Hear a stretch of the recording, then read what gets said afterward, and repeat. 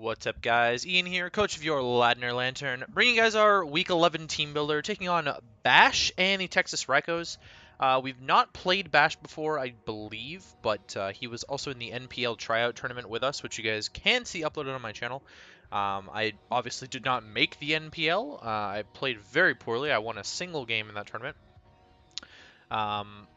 And yeah, but I'm still spectating the NPL, so I get to see Bash's games every once in a while, just through replays. And I follow some of my good pal Scrappy's NPL video content, as well as Mr. Aster J, of course, in NPL majors over there. So, this is another meme match. Big thing here is that Bash and I have, like, if you look at the standings in WPL, you guys don't have access to the doc, but if you look at the standings in WPL, it's been fairly consistent that Bash and I have been, like, in the 3rd versus 6th seed for most of the season here. And I think he's more likely a playoff opponent than Spanik, especially after beating Spanik last week. We knocked Spanik down into 4th seed and moved ourselves into 1st seed, actually. We're no longer in 1st seed because Jake, you remember Jake, we beat him in week 9, and he quit the league. Sohan played him this week, and Sohan got a free forfeit win off of him. So Sohan technically is in 1st place right now because he's played in quotations his week 11 match, and we're in 2nd. 8-2 plus 22. Sohan's 9-2 plus 22. So had we beat Sohan, we would be comfortably sitting in 1st place right now. I think actually at 9-1. All right, let's get past that. Again, the reason we're memeing, just like we did last week against Spanik, is because we have a really good shot of playing Bash in the 1st round. Next week, even though my opponent is now officially eliminated from playoff contention, I don't care. I want to take it seriously because I really want to solidify my seed in one of those top 2 spots. I think would be ideal. And B-Ballno is like right behind me. He's 8-2 plus 12 right now, and I really don't want to play him. So I want to make sure I avoid him at all costs. At the moment, I would be playing him, I believe, in the 2nd round if we both make it that far. So yeah, no thanks. Although I would also rather not play someone who I have played already. Basically my only options are Ryan and B-Ballno, and so I want to position standings in a way where I can get away with that. So either way, we're memeing. That's pretty much all it came down to, is we're memeing. Bash's team is Zera Aura Z, Necrozma Z, Bisharp, Rose Raid, Silvally, Alolan Executor, Megalopony, Darmanitan, Hoopa Unbound Super Z, Comfy, and Swampert.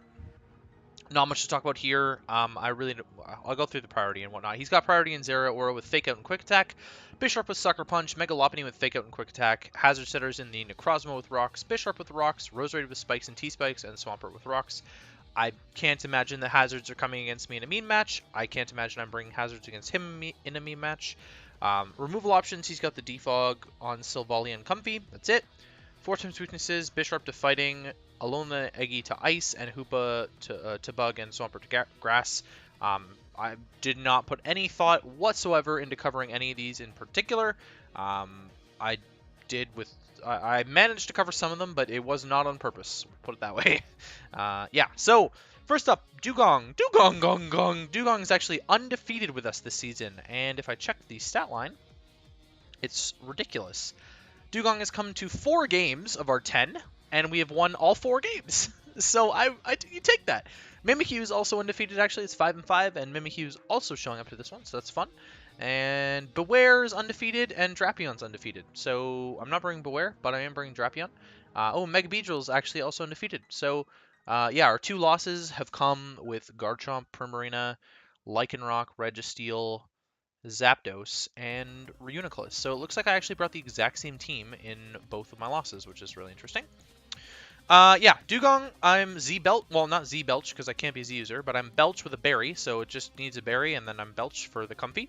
Hail, so I can manually set the Hail for Blizzard. Actually, I did mean to be Ice Body, so I could heal. And then I've got Signal Beam there to hit the Hoopa. I mean, it's pretty straightforward. There's not a huge reason for me to actually have Signal Beam. It's just kind of fun to toy around with there. Again, Belch should deal with the Comfy, or I could just use it on whatever, really, if I wanted to. And then Blizzard just demolishes a lot of stuff with a little bit of an offensive Dugong here. Beedrill, we are special Mega Beedrill with HP Bug, Silverwind, Infestation, Struggle Bug. So I went and I chose all 4, the only 4, special bug-type moves that Mega Beedrill gets, and I'm hoping that adaptability powers these up enough for it to be relevant. This one's a little bit of a fun one. It should be able to break through Necrozma if need be. On the special side, of course, and he might be physically defensive for Mega Beedrill, but we did agree to meme, so I'm expecting memes from his side as well. I'm running enough speed on here for Zeraora. It's really pretty basic. I am timid. A little bit of bulk.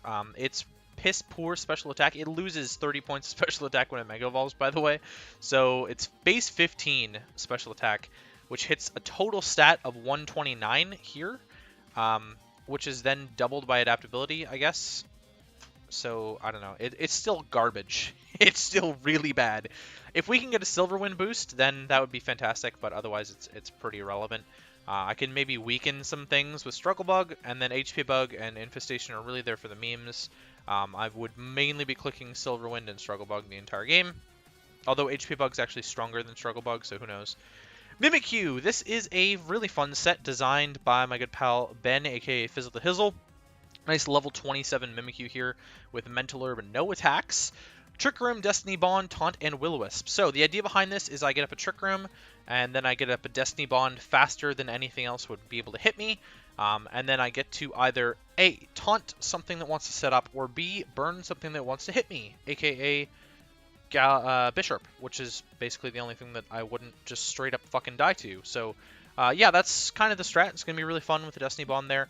I did have to put in 4 EVs somewhere, otherwise it wouldn't let me validate them on, so I've got it in special attack. It's really irrelevant. I'm running 0 speed, 0 IVs and everything. This is going to be a really fun one.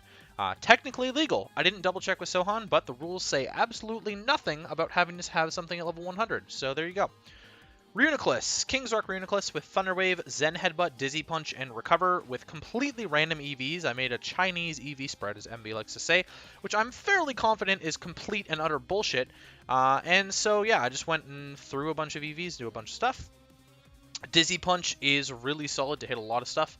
Zen Headbutt is just good stab, and honestly, it's there for paraflinching.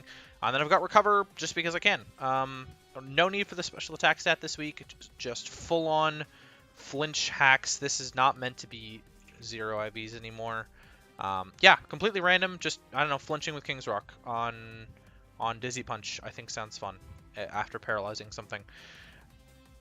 Next up is Zapdos. This is a set I've used before, but it's still a nice meme set with Agility, Curse, Drill Peck, and Roost. So obviously, Curse lowers the speed, Agility raises the speed, but you still get the attack and defense boost. So it's kind of nice synergy between Agility and Curse there, although it does take quite a lot of setup functionality. This is still a decent switch into the Mega Lopunny either way. I don't know. It's really, it doesn't have a purpose. Like, the defensive investment really doesn't have a purpose at all. It's just about hitting Drill Pecks and then Roost. So flying, his flying resists are like Bisharp and Zeraora, both of which are actually fairly easy curses because they're both physical attackers in general. Although he might bring like a Calm Mind Zeraora, which could be a giant problem, and I probably have nothing for it on the team at all, actually, except maybe my Dizzy Punch Reuniclus XD. Last but not least is Drapion. I can confirm that Acupressure is allowed. I did double check with Sohan. It's not in the rules, so I don't know. I didn't have to double check because it's not in the rules, but I am bringing Acupressure Drapion, living up to its namesake, which is the nickname that I gave it, and that's mainly from Super Blah and his GBA Season 6, I want to say, where he ran Acupressure against George and just beat him that way. Turns out he doesn't have a flying type, so Mono Earthquake is fine here with Sub and Rest, so I have some recovery with the Rest there. And then I've got leftovers as well. I can't be crit with Battle Armor, which is really great, so he can't crit me through defense boost. Any sort of defense boost that I get with Acupressure. Kind of hoping I get some evasion boost, not going to lie. Would make the game a lot funnier, for my side at least, and definitely not for his side. Special attack boosts are completely worthless, so let's hope and pray for no special attack boosts. I'm just speed tying Darmanitan. Really no reason not to. And yeah, so that's the Drapion. So that is the fun meme team to take on Bash. Whether or not we win or lose doesn't really matter. Does not really matter at all. I could tell you probably by the end of the week that as of next week, like the likelihood of all 3 6-win teams winning is very low. Obviously, if Bash beats me, then that's different, but I'll still be at 8-3. And so the likelihood of me dropping below 5th seed seems very It seems unlikely. I honestly think me dropping below 3rd seed seems very unlikely. Obviously, you're kind of playing around like 1v8, 2v7, 3v6, 4v5 anyways. But you got to keep in mind that the winner of 1v8 plays the winner of 4v5, and the winner of 2v7 plays the winner of 3v6. So obviously, I'd much rather be sitting in that 1st seed and playing like maybe potentially a weaker team in the 1st round, and then the weakest remaining team in the 2nd round potentially, as long as there are no like random upsets. But yeah, I've been having a lot of fun in the season, and we're just sort of tying up the regular season here. Obviously, I am fully clinched for playoffs, by the way. The teams on the outside of playoffs are sitting at 4 wins, and we're at 8. So there's absolutely no chance that we cannot make playoffs. I'm 100% clinched, and I believe I'm actually really close to being clinched. Actually, the lowest seed I could finish is 7th, based on pure math right now, because the 8th seed has already played his game 11. And he's guaranteed to not have a higher record than I am. So, yeah, that's what's going on there. Hopefully you guys enjoy the team builder, and I really hope the match is just as entertaining as the Hispanic match was. I will do my best to live comp, but I am playing this on a day where I have 3 matches, so I might be out of it then. But yeah, that's going to be it for me. Hopefully you guys enjoyed, and I'll catch you guys for the match.